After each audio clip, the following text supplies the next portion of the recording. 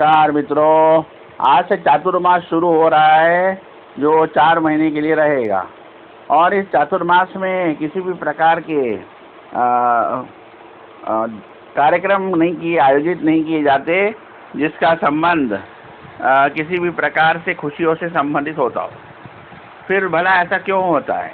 इसका कारण यह है कि इस तारीख को इन 4 महीनों में भगवान विष्णु अपने क्षीर सागर में जाकर गहरी निद्रा में सो जाते हैं, जिसे कि योग निद्रा कहा जाता है। अब ये शुरू होता है देवशयनी एकादशी से, जो 17 जून से शुरू हो रही है, और ये देव उठनी एकादशी अर्थात 12 नवंबर तक चलेगी। अब ये तो हमारी बात धर्म ग्रंथों के अनुसार हो गई। अब सवाल ये पैदा होता है कि क्या लोग इसको मानते हैं या नहीं मानते। अब हमारे देश में कई सनातनी हिंदू होने का बड़ा दावा करते हैं, लेकिन इन बातों को नहीं मानते। उदाहरण के तौर पर हमारे विश्व गुरु ही है जो इन चीज़ों को नहीं मानते और अपने आप को बहुत बड़ा सनातनी मानते हैं। अब बाकी लोगों की बात करते हैं, और अब सबसे बड़ी बात है कि इस दौरान इन 4 महीनों में क्या करना चाहिए और क्या नहीं करना चाहिए, ताकि आप लोगों को उसकी जानकारी हो सके। अब सबसे महत्वपूर्ण बात यह है कि हमारे धर्मशास्त्रों में इन 4 महीनों को क्यों निषेध कहा गया है। इसके कई विस्तृत कारण दिए गए हैं, अलग अलग कारण अलग अलग स्थानों पर दिए गए हैं। तो पहले मुंडन संस्कार ना करें। बच्चों के जो बाल निकालने का कार्यक्रम रहता है उनको मुंडन संस्कार बोलते हैं। इन 4 महीने के दौरान बच्चों के मुंडन संस्कार नहीं करवाए जाते। तो पहली बात तो ये हो गई। और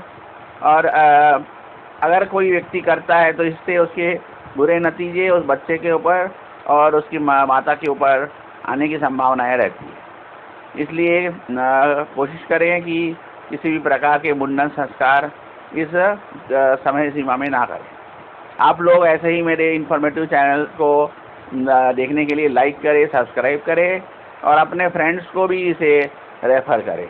इससे आपको जानकारी निःशुल्क में मिलती है और आपका ज्ञान बढ़ता है। इसके साथ साथ आपका भला भी हो सकता है। तो अपने भले के लिए और दूसरों के भले के लिए आपको इस चैनल को लाइक करना चाहिए, सब्सक्राइब करना चाहिए और अपने फ्रेंड्स को रेफ़र करना चाहिए, क्योंकि भला जो दूसरों का भला करता है अंत में प्रकृति उसका भला ही करती है। अब दूसरी बात रह गई कि विवाह ना करें, क्योंकि इस दौरान चातुर्मास में जो भगवान विष्णु है, जो मंगल कारक देव माने जाते हैं, आप तो जानते ही होंगे, तो उनके क्षीर सागर में चले जाने से किसी भी प्रकार के मांगलिक कार्य अर्थात विवाह या फिर उस प्रकार के एंगेजमेंट, इस प्रकार के कार्य नहीं किए जाते। तो आप समझ गए होंगे कि इस दौरान क्या क्या कार्यक्रम आयोजित नहीं किए जाते। अब इसके बाद होता है कि घर ना बनाएं और ना ही खरीदें। तो क्योंकि इस दौरान अगर आप घर बनाते हैं या खरीदते हैं तो आपको नाना प्रकार की समस्याएं घर में जो मालिक है उसके ऊपर जा सकती हैं या घर बनाने वाले व्यक्तियों पर भी आ सकती है। तो बेहतर ये है कि इस दौरान आप ना तो घर बनाएं और ना ही खरीदें। अब अन्य बातें अगर इसमें देखी जाए कि क्या है, तो इसके बाद आगे आता है कि किसी भी प्रकार की एंगेजमेंट जो होती है, वो मतलब किसी प्रकार के एंगेजमेंट है संबंध बनाने के लिए किसी स्थानों पर उसे रोका बोला जाता है।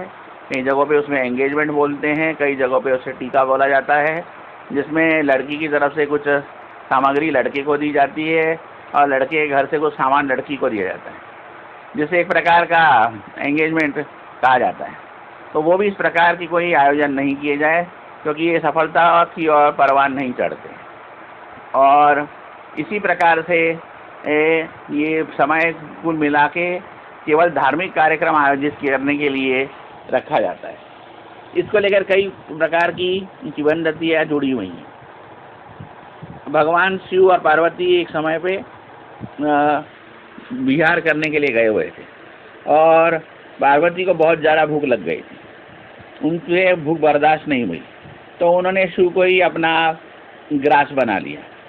तो शिव को ग्रास बनाने के बाद शिव तो पार्वती से वापस बाहर प्रकट हो गए, लेकिन उन्होंने अपनी पत्नी पर क्रोध किया और क्रोध की वजह से उन्होंने शाप दिया, और जो शाप का स्वरूप है उस स्वरूप में ही ये 4 महीने के समय का कारण बनता है।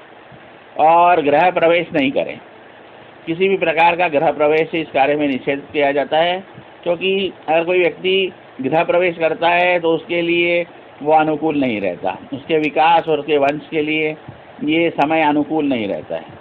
और सबसे महत्वपूर्ण बात है तो क्या कर सकते हैं, इस समय में केवल पूजा पाठ करते रहे। इस समय चातुर्मास में पहले के साधु संत लोग अपने निवास स्थान, अपने रहने वाले स्थान को छोड़कर भ्रमण करने के लिए निकल जाते और वापस आने तक इन 4 महीनों में भ्रमण ही करते रहे। और जब इनका भ्रमण पूर्ण हो जाता था तो देव उठनी एकादशी पे आकर अपने नियत स्थान पर वापस विराजमान हो जाते।